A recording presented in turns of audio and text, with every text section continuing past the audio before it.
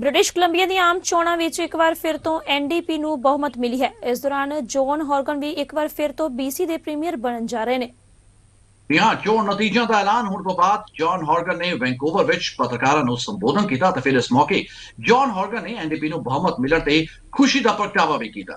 ਜ਼ਿਕਰਯੋਗ ਹੈ ਕਿ ਬ੍ਰਿਟਿਸ਼ ਕੋਲੰਬੀਆ ਵਿੱਚ 24 ਅਕਤੂਬਰ ਨੂੰ ਆਮ ਚੋਣਾਂ ਹੋਈਆਂ ਸਨ।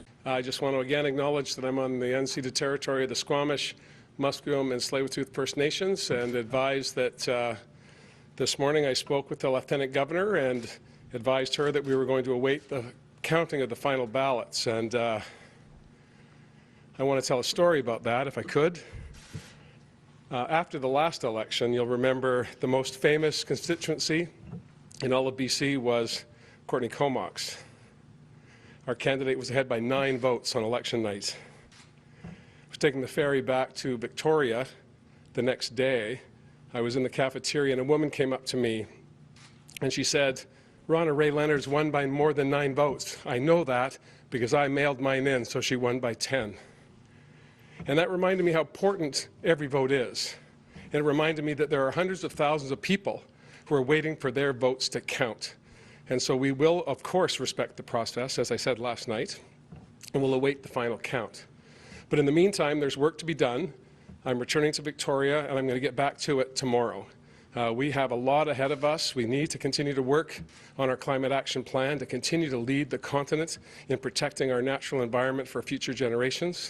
We need to continue to work with Indigenous peoples to make sure the UN Declaration on the Rights of Indigenous Peoples makes some sense in every corner of British Columbia.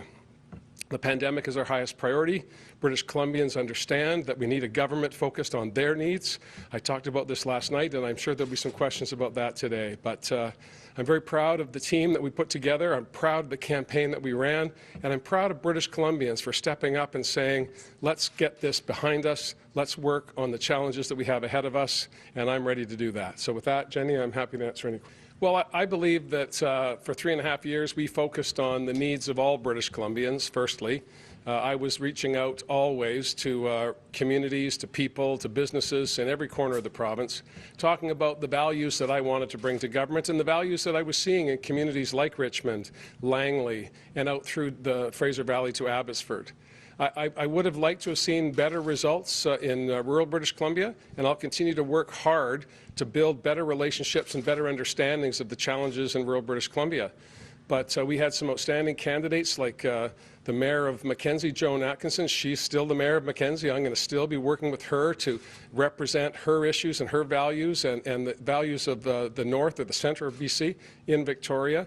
Tony Boots is still the Mayor of Summerland, and so I'll be working with Tony and others and everyone across BC to make sure that we can bring forward a government that works for everybody. But back to your specific question, Tanya, I think that the reason our message resonated in Richmond, it resonated in Langley, is because we're talking about things that matter to those families. Seniors care, child care, education, health care, transportation. Those were the issues that were important to those British Columbians, and that's why they voted for our team.